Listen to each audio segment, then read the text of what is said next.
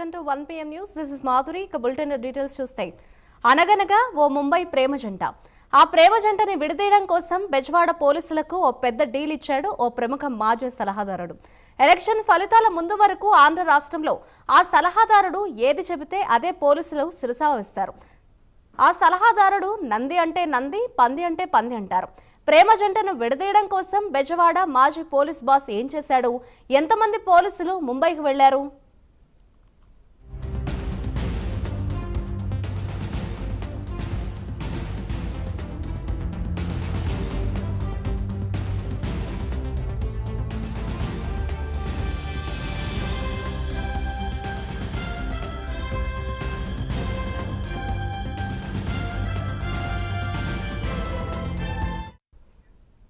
అనగనగా ఓ ముంబై ప్రేమ జంట. ఆ ప్రేమ జంటను విడదీయడం కోసం బెజవాడ పోలీసులకు ఓ పెద్ద డీల్ ఇచ్చాడు ఓ ప్రముఖ మాజీ సలహాదారుడు. ఎలక్షన్ ఫలితాల ముందు వరకు ఆంధ్ర రాష్ట్రంలో ఆ సలహాదారుడు ఏది చెబితే అదే పోలీసులు శిరసావహించేవారు. ఆ సలహాదారుడు నంది అంటే నంది, పంది అంటే పంది అంటారు. ప్రేమ జంటను విడదీయడం కోసం బెజవాడ మాజీ పోలీస్ బాస్ ఏం చేశాడు? ఎంతమంది పోలీసులు ముంబైకి వెళ్లారు? ఇదే అంశంపై మరింత సమాచారాన్ని మా ప్రతినిధి మధు అందిస్తారు. మధు, చెప్పండి, అసలు ఆ ప్రేమ జంట ఎవరు? ఆ ప్రముఖ మాజీ సలహాదారుడు ఎవరు? దీనికి సంబంధించిన డీటెయిల్స్ ఏంటి? మాధవి చాలా ఆలస్యంగా వెలుగులో వచ్చింది అనుకున్నది చెప్పుకోవచ్చు. ప్రస్తుతం చూసుకుంటే కనుక ఏదైతే ఉందో కమిషనరేట్ పరిధిలో పెండింగ్ కేసులు చాలా ఉన్నప్పటికీ కూడా అయితే కమిషనరేట్ పరిధిలో పోలీసులు మాత్రం ఇక్కడ ఉన్న కేసు మీద పెద్ద పట్టింపు కూడా లేదు. అసలు వాళ్ళైతే కనుక చూసుకుంటే కనుక ముంబై అంటే ముంబైలో ఎక్కడో ఒక ఫిల్మ్ స్టార్ ఉంటే కనుక ఆ ఫిల్మ్ స్టార్ ని కిడ్నాప్ చేసి తీసుకురావడం జరిగింది విజయవాడకి జనవరి నెలలో. అంటే జనవరి 2024 విజయవాడ తీసుకొచ్చారు. ఎందుకు తీసుకొచ్చారు, అసలు ఎవరు దేని వల్ల తీసుకొచ్చారు, కారణాలు లోపల వివరాల్లోకి వెళ్తే కనుక ప్రస్తుతం చూసుకున్నప్పటికీ ఒక మాజీ సలహాదారుడు ఎవరైతే ఉన్నారో ఆ సలహాదారుడు ఇచ్చిన డీల్ ప్రకారం మాజీ పోలీస్ బాస్ ఎవరైతే విజయవాడ పోలీస్ బాస్ ఎవరైతే ఉన్నారో మ్యాక్స్ అతని డీల్ అప్పించింది. అంటే దాదాపు ఈ డీల్ లో 5 కోట్ల నుంచి 10 కోట్ల మేర చేతులు మారాయని కూడా ప్రధాన ఆరోపణలు ఉన్నాయి. అయితే అసలు ఈ డీల్ ఏంటి, కథ ఏంటని చూసిన వివరాల్లోకి వెళ్తే కనుక ముంబై ఫిల్మ్ స్టార్ ఎవరైతే ఉన్నారో ఆ ఫిల్మ్ స్టార్ ని ఇక్కడ నుంచి విజయవాడ నుంచి పోలీసులు ఒక కమిషనర్ పరిధిలో చక్రం తిప్పుతున్న ఒక వ్యక్తి ఎవరైతే ఉన్నారో ఎస్ఐ, ఆ తర్వాత టాస్క్ ఫోర్స్ పనిచేసే ఏడీసీపీ, అదేవిధంగా ఒక సిఐ, ఇద్దరు కానిస్టేబుల్ వీళ్ళంతా కలిసి ముంబై చేరుకోవడం జరిగింది. ముంబైలో ఎవరైతే చెప్తున్నారో ఫిల్మ్ స్టార్ ఎవరైతే ఉన్నారో ఆ ఫిల్మ్ స్టార్ నుండి వాళ్ళ ఫ్యామిలీని కూడా మొత్తం తీసుకుని విజయవాడ రావడం జరిగింది. అంటే కనుక ముంబై టు విజయవాడ వచ్చి విజయవాడ ఇబ్రహీంపట్నం దగ్గర పోలీస్ స్టేషన్ పరిధిలో ఉన్న వీటీపీకి సంబంధించిన గెస్ట్ హౌస్ లో ఉంచడం జరిగింది. ఎందుకు ఉంచారు అనే వివరాల్లోకి వెళ్తాయి కనుక ఈమె చేసిన ఎవరైతే ఫిల్మ్ స్టార్ చేసిన తప్పుల్లో ఏంటంటే కనుక ఒక ప్రముఖ పారిశ్రామికవేత్తను కొడుకును మనవని ప్రేమించడం చేసిన తప్పు. ఆ మనవని ప్రేమించడం వల్ల అతను ముంబై నుంచి విజయవాడ తీసుకురావడం జరిగింది. అయితే కనుక ఇందులో ప్రముఖ ఎవరైతే ఉన్నారో మాజీ సలహాదారుడు వీళ్ళ ప్రేమ వ్యవహారాన్ని విడగొట్టాలని, వీళ్ళు పెళ్లి చేసుకోబోతున్నారు, వీళ్ళ ప్రేమ వ్యవహారం విడగొట్టాలని చెప్పేసి మాజీ పోలీస్ కమిషనర్కి అప్పడం జరిగింది. అయితే కనుక ఈ పోలీస్ కమిషనర్ అతని టీం ఏదైతే ఉందో ఆ టీంని ముంబై పంపించడం జరిగింది. ముంబై నుంచి వీళ్ళందరినీ కూడా ఇబ్రహీంపట్నం తీసుకొచ్చి ఒక గెస్ట్ హౌస్లోనే ఉంచారు. అయితే కనుక ఈ గెస్ట్ హౌస్ అంటే కేసు ఎలా నమోదు చేయాలి ఏంటి అనేది అంటే చాలా పకడ్బందీగా ప్లాన్ ప్రకారం వేస్తున్నారని చెప్పుకోవచ్చు. ఎవరైతే వ్యాపారవేత్త మనవుడు ఎవరైతే ఉన్నారో వ్యాపారవేత్త మనవుడును ఈ ఫిల్మ్ నటి ఎవరైతే వీళ్ళిద్దరూ కూడా కొన్నాళ్ళకి దాదాపు 2-3 సంవత్సరాల నుంచి ప్రేమించుకోవడం జరిగింది. అయితే కనుక వీళ్ళ ప్రేమ వ్యవహారం ఇంట్లో తెలిసేటప్పటికీ వ్యాపారవేత్త తల్లిదండ్రులు ఎవరైతే ఉన్నారో వాళ్ళు ఈ పెళ్లికి ఒప్పుకోవడం జరగలేదు. అయితే కనుక ఎలక్షన్ ఫలితాల ముందు వరకు ఆంధ్ర రాష్ట్రంలో ఆ సలహాదారుడు ఏది చెబితే అదే పోలీసులు శిరసావహించేవారు. ఆ సలహాదారుడు నంది అంటే నంది, పంది అంటే పంది అంటారు. ప్రేమ జంటను విడదీయడం కోసం ఓ పోలీస్ అధికారి ఏం చేశాడు? ఎంతమంది కాకీలు ముంబైకి వెళ్లారు? ఆ ప్రేమ జంటను ఏం చేశారు? అసలు ఏం జరిగింది?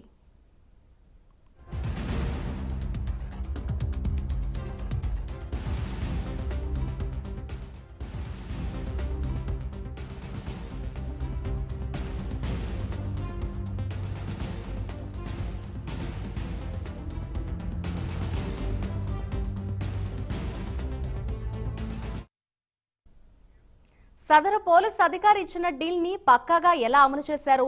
వివరాల్లోకి వెళ్తే ప్రముఖ పారిశ్రామికవేత్త మనవడికి గుజరాత్కు చెందిన ఓ ఫిల్మ్ స్టార్కి మధ్య ప్రేమ వ్యవహారం నడుస్తోంది. ఈ ప్రేమికులు ఇద్దరూ కలిసి పెళ్లి చేసుకోవాలని నిర్ణయం తీసుకున్నారు. ఈ పెళ్లి ఇష్టం లేని ఆ పారిశ్రామికవేత్త కుటుంబం ఎలా అయినా సరే ఈ ప్రేమికులను విడదీయాలని పథకం వేశారు. ఏపీకి చెందిన ఓ వైసీపీ నేతను ఆశ్రయించారు. ఆ వైసీపీ నేత ప్రేమికులను విడదీయడానికి ఆ పారిశ్రామికవేత్త కుటుంబంతో 5 కోట్ల రూపాయల డీల్ ఒప్పుకున్నాడు. వైసీపీ నేత ఒప్పుకున్న డీల్ ని బెజవాడ పోలీసు అధికారికి అప్పజెప్పారు. వెంటనే ఆ పోలీస్ అధికారి తన టీంతో ముంబైకి వెళ్లారు.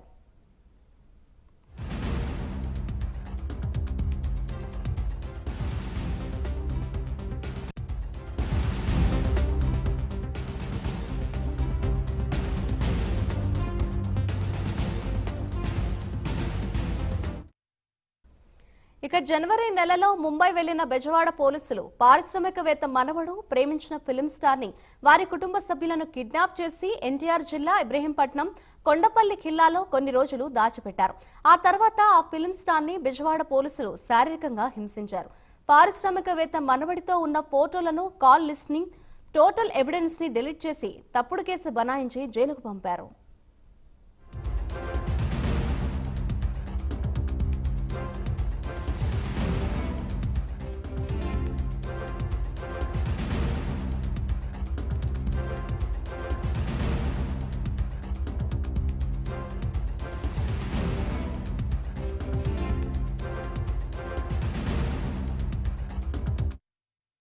పోలీసులు రాజకీయ నాయకులు తలుచుకుంటే ఏదైనా చేయగలరని అనడానికి ఇదొక ఉదాహరణ. ఆ ఫిల్మ్ స్టార్ కి గాని వారి కుటుంబ సభ్యులకు గాని హిందీ, ఇంగ్లీష్, గుజరాత్ భాషలు తప్ప వేరే భాషలు మాట్లాడలేరు. బెజవాడ పోలీసులు మువ్వ మండలం కోసూరు గ్రామానికి చెందిన ఒక వ్యక్తి ద్వారా ఫిర్యాదు ఇప్పించి 2024 ఫిబ్రవరి 2న కేసు నమోదు చేశారు. ఈ ఫిర్యాదులో ఫిల్మ్ స్టార్ తనని తప్పుడు పత్రాలు ఇచ్చి 5 లక్షల రూపాయలు వసూలు చేసినట్లు సాక్ష్యాలు సృష్టించి ఆ ఫిల్మ్ స్టార్ ని, వారి కుటుంబ సభ్యులను జైలుకు పంపారు.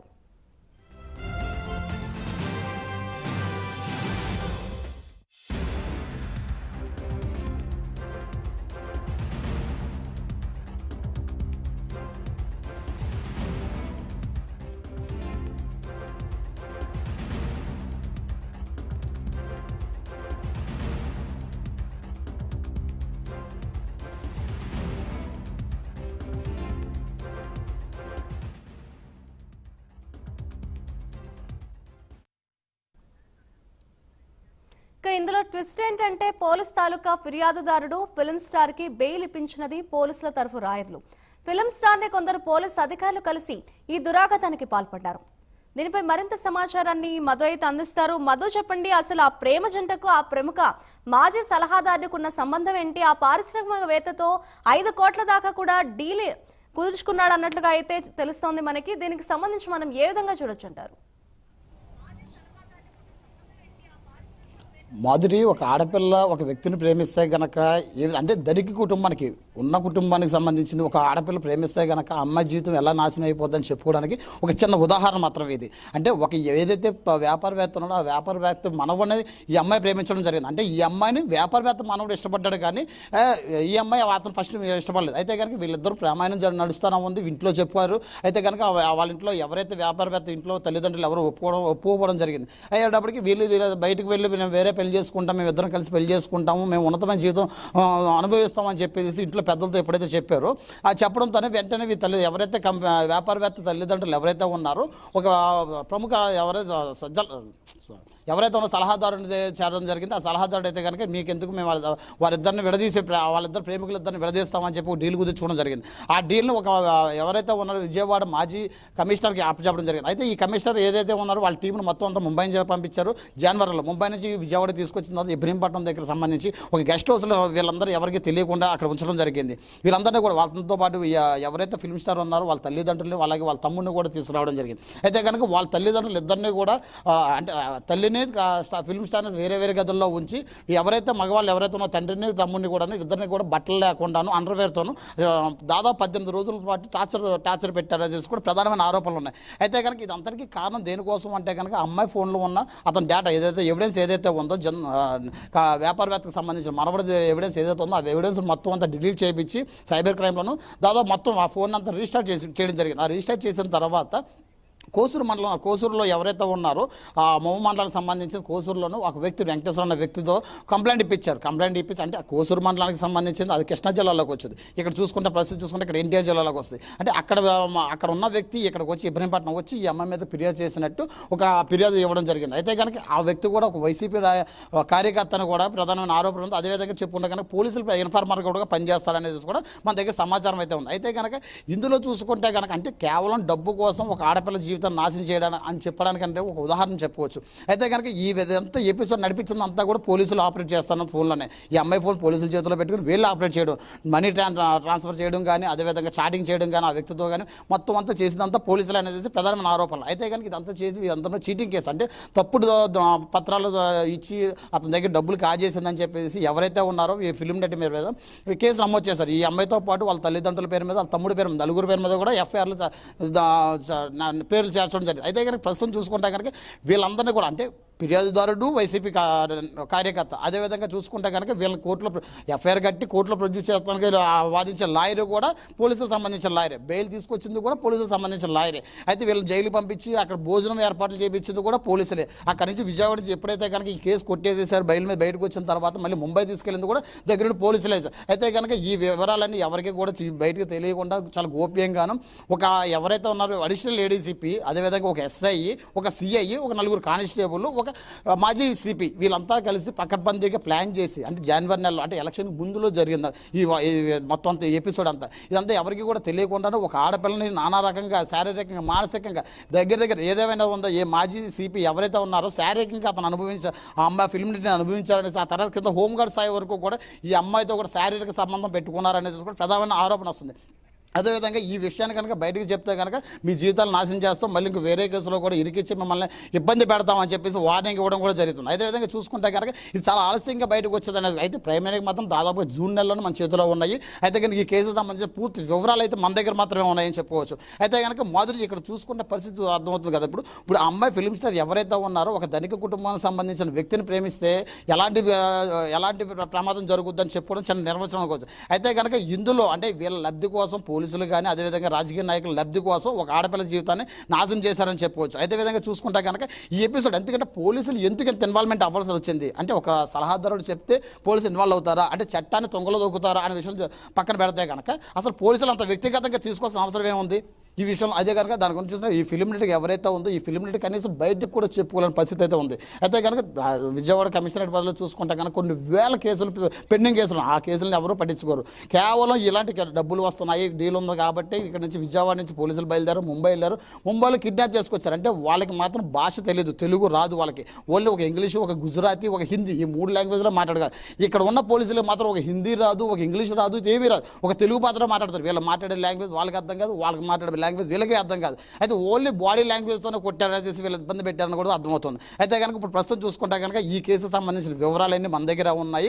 ఆ తర్వాత పోలీస్ కమిషనరేట్ పరిధిలో తర్వాత ఏమేమి జరిగింది లాస్ట్ 5 సంవత్సరాల్లో కమిషనరేట్ పరిధిలో జరిగిన అక్రమ నేరాలకు సంబంధించిన, అక్రమ అరెస్టులకు సంబంధించిన, అక్రమ కేసులకు సంబంధించిన వివరాలు కూడా మన దగ్గర ఉన్నాయని చెప్పుకోవచ్చు.